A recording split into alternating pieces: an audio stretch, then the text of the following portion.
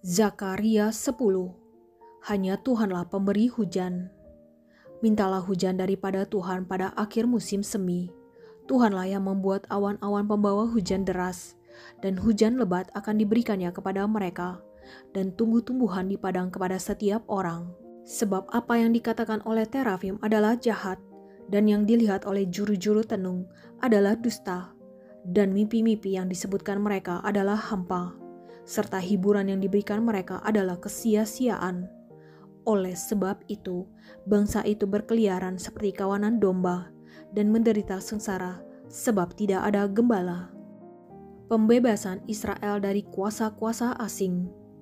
Terhadap para gembala akan bangkit murkaku, dan terhadap kepala-kepala kawanan kambing aku akan mengadakan pembalasan. Sebab Tuhan semesta alam memperhatikan kawanan ternaknya, yakni kaum Yehuda, dan membuat mereka sebagai kuda keagungannya dalam pertempuran.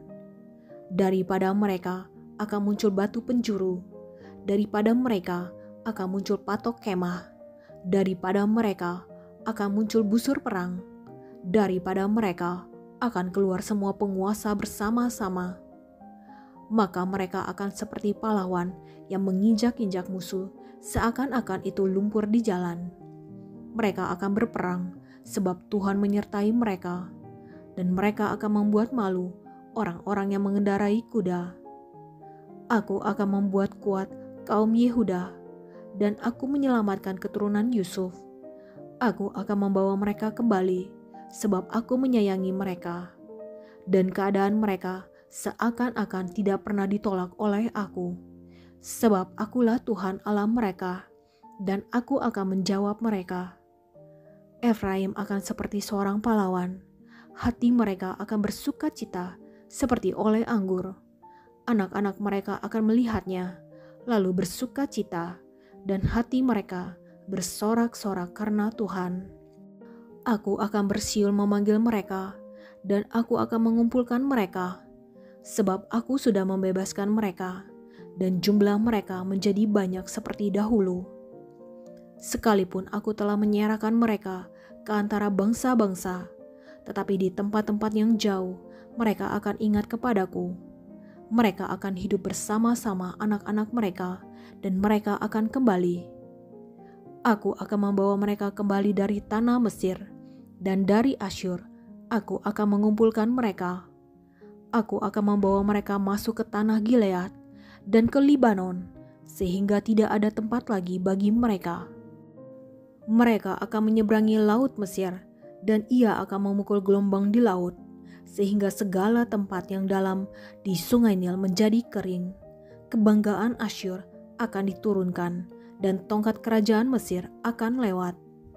Aku akan menguatkan mereka, dan mereka akan bermegah di dalam nama Tuhan. Demikianlah firman Tuhan. Zakaria 11. Bukalah pintu-pintumu, hai Libanon, supaya api dapat memakan pohon-pohon arasmu. Merataplah, hai pohon sanobar, sebab sudah rebah pohon aras, dan sudah dirusakkan pohon-pohon yang hebat. Merataplah, hai pohon-pohon tarbantin Basan, sebab telah rata hutan yang lebat itu. Dengar, para gembala meratap, sebab kemegahan mereka sudah dirusakkan. Dengar, singa-singa mengaum, sebab sudah dirusakkan kebanggaan sungai Yordan. Dua macam gembala. Beginilah firman Tuhan Allahku kepadaku, gembalakanlah domba-domba sembelihan itu. Orang-orang yang membelinya menyembelinya dengan tidak merasa bersalah, dan orang-orang yang menjualnya berkata, terpujilah Tuhan, aku telah menjadi kaya. Dan orang-orang yang menggembalakannya tidak mengasihaninya. Sebab aku tidak lagi akan mengasihani penduduk bumi, demikianlah firman Tuhan. Melainkan sesungguhnya aku akan menyerahkan manusia masing-masing ke dalam tangan gembalanya dan ke dalam tangan rajanya. Mereka ini akan menghancurkan bumi, dan aku tidak akan melepaskan seorang pun dari tangan mereka. Maka aku menggembalakan domba-domba sembelihan itu untuk pedagang-pedagang domba. Aku mengambil 2 tongkat, Yang satu kusebutkan kemurahan, dan yang lain kusebutkan ikatan. Lalu aku menggembalakan domba-domba itu. Dalam 1 bulan, aku melenyapkan ketiga gembala itu. Kemudian aku tidak dapat menahan hati lagi terhadap domba-domba itu, dan mereka pun merasa muak terhadap aku. Lalu aku berkata, aku tidak mau lagi mengembalakan kamu. Yang hendak mati, biarlah mati. Yang hendak lenyap, biarlah lenyap. Dan yang masih tinggal itu, biarlah masing-masing memakan daging temannya. Aku mengambil tongkatku, kemurahan, lalu mematahkannya untuk membatalkan perjanjian yang telah kuikat dengan segala bangsa. Jadi dibatalkanlah perjanjian pada hari itu. Maka taulah pedagang-pedagang domba yang sedang mengamat-ngamati aku, bahwa itu adalah firman Tuhan. Lalu aku berkata kepada mereka, jika itu kamu anggap baik, berikanlah upahku, dan jika tidak, biarkanlah. Maka mereka membayar upahku dengan menimbang 30 uang perak. Tetapi berfirmanlah Tuhan kepadaku, serahkanlah itu kepada penuang logam, nilai tinggi yang ditaksir mereka bagiku. Lalu aku mengambil ke-30 uang perak itu dan menyerahkannya kepada penuang logam di rumah Tuhan. Kemudian aku mematahkan tongkat yang kedua, yaitu ikatan, untuk meniadakan persaudaraan antara Yehuda dan Israel. Sesudah itu berfirmanlah Tuhan kepadaku, ambillah sekali lagi perkakas seorang gembala yang pandir.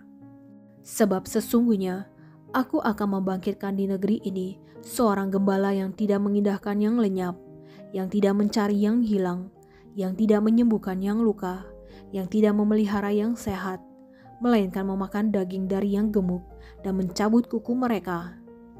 Celakalah gembalaku yang pandir, yang meninggalkan domba-domba. Biarlah pedang menimpa lengannya dan menimpa mata kanannya. Biarlah lengannya kering sekering-keringnya dan mata kanannya menjadi pudar sepudar-pudarnya. Zakaria 12. Pembebasan dan pembaharuan Yerusalem. Ucapan ilahi, firman Tuhan tentang Israel. Demikianlah firman Tuhan yang membentangkan langit dan yang meletakkan dasar bumi dan yang menciptakan roh dalam diri manusia. Sesungguhnya aku membuat Yerusalem menjadi pasu yang menyebabkan segala bangsa di sekeliling menjadi pening. Juga Yehuda akan mengalami kesusahan ketika Yerusalem dikepung. Maka pada waktu itu aku akan membuat Yerusalem menjadi batu untuk diangkat bagi segala bangsa. Siapa yang mengangkatnya pastilah mendapat luka parah. Segala bangsa di bumi akan berkumpul melawannya. Pada waktu itu, demikianlah firman Tuhan, aku akan membuat segala kuda menjadi bingung, penunggangnya menjadi gila. Atas kaum Yehuda, aku akan membuka mataku, tetapi segala kuda bangsa akan kubuat menjadi buta. Sesudah itu, kaum-kaum di Yehuda akan berkata dalam hatinya, penduduk Yerusalem mempunyai kekuatan oleh karena Tuhan semesta alam Allah mereka. Pada waktu itu, aku akan membuat kaum-kaum di Yehuda seperti anglo berapi di tengah-tengah timbunan kayu, dan seperti sulu berapi di tengah-tengah timbunan bulir gandum. Api keduanya akan menjilat ke kanan dan ke kiri segala bangsa di sekeliling, tetapi Yerusalem selanjutnya akan tetap tinggal di tempatnya yang dahulu. Tuhan akan pertama-tama memberi kemenangan kepada kemah-kemah Yehuda, supaya keluarga Daud dan penduduk Yerusalem jangan terlalu bermegah-megah terhadap Yehuda. Pada waktu itu, Tuhan akan melindungi penduduk Yerusalem dan orang yang tersandung di antara mereka. Pada waktu itu akan menjadi seperti Daud, dan keluarga Daud akan menjadi seperti Allah, seperti malaikat Tuhan yang mengepalai mereka. Maka pada waktu itu, aku berikhtiar untuk memunahkan segala bangsa yang menyerang Yerusalem. Ratapan atas dia yang tertikam. Aku akan mencurahkan roh pengasihan dan roh pemohonan atas keluarga Daud dan atas penduduk Yerusalem. Dan mereka akan memandang kepada Dia yang telah mereka tikam dan akan meratapi Dia seperti orang meratapi anak tunggal, dan akan menangisi Dia dengan pedih seperti orang menangisi anak sulung. Pada waktu itu, ratapan di Yerusalem akan sama besarnya dengan ratapan atas Hadad Rimon di lembah Megido. Negeri itu akan meratap seperti kaum keluarga tersendiri, kaum keluarga keturunan Daud tersendiri dan istri mereka tersendiri, kaum keluarga keturunan Natan tersendiri dan istri mereka tersendiri, kaum keluarga keturunan Lewi tersendiri dan istri mereka tersendiri, kaum keluarga Simei tersendiri dan istri mereka tersendiri, juga segala kaum keluarga yang masih tinggal, setiap kaum keluarga tersendiri dan istri mereka tersendiri. Zakaria 13. Penyingkiran berhala dan nabi palsu. Pada waktu itu akan terbuka suatu sumber bagi keluarga Daud dan bagi penduduk Yerusalem untuk membasuh dosa dan kecemaran. Maka pada waktu itu, demikianlah firman Tuhan semesta alam, aku akan melenyapkan nama-nama berhala dari negeri itu, sehingga orang tidak menyebutnya lagi. Juga para nabi dan roh najis akan kusingkirkan dari negeri itu. Dan apabila seseorang masih tampil sebagai nabi, maka ayahnya dan ibunya yang telah memperanakan dia akan berkata kepadanya, "Janganlah engkau hidup lagi, sebab yang engkau katakan demi nama Tuhan itu adalah dusta." Lalu ayahnya dan ibunya yang telah memperanakan dia akan menikam dia pada waktu ia bernubuat. Pada waktu itu, para nabi masing-masing akan mendapat malu oleh karena penglihatannya sebagai nabi, dan tidak ada lagi dari mereka yang mengenakan jubah berbulu untuk berbohong. Tetapi masing-masing akan berkata, "Aku ini bukan seorang nabi, melainkan seorang pengusaha tanah, sebab tanah adalah harta kepunyaanku sejak kecil." Dan apabila ada orang bertanya kepadanya, "Bekas luka apakah yang ada pada badanmu ini?" Lalu ia akan menjawab, "Itulah luka yang kudapat di rumah sahabat-sahabatku." Pedang menimpa umat baru. Hai pedang, bangkitlah terhadap gembalaku, terhadap orang yang paling karib kepadaku. Demikianlah firman Tuhan semesta alam. Bunuhlah gembala, sehingga domba-domba tercerai-berai. Aku akan mengenakan tanganku terhadap yang lemah. Maka di seluruh negeri, demikianlah firman Tuhan, 2/3 daripadanya akan dilenyapkan, mati binasa, tetapi 1/3 daripadanya akan tinggal hidup. Aku akan menaruh yang 1/3 itu dalam api, dan akan memurnikan mereka seperti orang memurnikan perak. Aku akan menguji mereka seperti orang menguji emas. Mereka akan memanggil namaku, dan aku akan menjawab mereka. Aku akan berkata, mereka adalah umatku, dan mereka akan menjawab, Tuhan adalah Allahku. Zakaria 14. Kemenangan terakhir. Tuhan menjadi raja di Yerusalem. Sesungguhnya akan datang hari yang ditetapkan Tuhan, maka jarahan yang dirampas daripadamu akan dibagi-bagi di tengah-tengahmu. Aku akan mengumpulkan segala bangsa untuk memerangi Yerusalem. Kota itu akan direbut, rumah-rumah akan dirampoki, dan perempuan-perempuan akan ditiduri. Setengah dari penduduk kota itu harus pergi ke dalam pembuangan, tetapi selebihnya dari bangsa itu tidak akan dilenyapkan dari kota itu. Kemudian Tuhan akan maju berperang melawan bangsa-bangsa itu, seperti ia berperang pada hari pertempuran. Pada waktu itu, kakinya akan berjejak di Bukit Zaitun yang terletak di depan Yerusalem di sebelah timur. Bukit Zaitun itu akan terbelah dua dari timur ke barat, sehingga terjadi suatu lembah yang sangat besar. Setengah dari bukit itu akan bergeser ke utara, dan setengah lagi ke selatan. Maka tertutuplah lembah gunung-gunungku, sebab lembah gunung itu akan menyentuh sisinya, dan kamu akan melarikan diri seperti kamu pernah melarikan diri oleh karena gempa bumi pada zaman Uzia Raja Yehuda.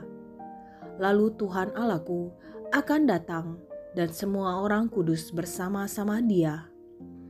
Maka pada waktu itu tidak akan ada lagi udara dingin atau keadaan beku. Tetapi akan ada satu hari itu diketahui oleh Tuhan dengan tidak ada pergantian siang dan malam pun menjadi siang. Pada waktu itu akan mengalir air kehidupan dari Yerusalem, setengahnya mengalir ke laut timur dan setengah lagi mengalir ke laut barat. Hal itu akan terus berlangsung dalam musim panas dan dalam musim dingin. Maka Tuhan akan menjadi raja atas seluruh bumi. Pada waktu itu Tuhan adalah satu-satunya dan namanya satu-satunya. Seluruh negeri ini akan berubah menjadi seperti Araba Yordan, dari Geba sampai ke Rimon di sebelah selatan Yerusalem. Tetapi kota itu akan menjulang tinggi dan tetap tinggal di tempatnya. Dari pintu gerbang Benyamin sampai ke tempat pintu gerbang yang dahulu, yakni sampai ke pintu gerbang sudut, dan dari menara Hananeel sampai ke tempat pemerasan anggur raja.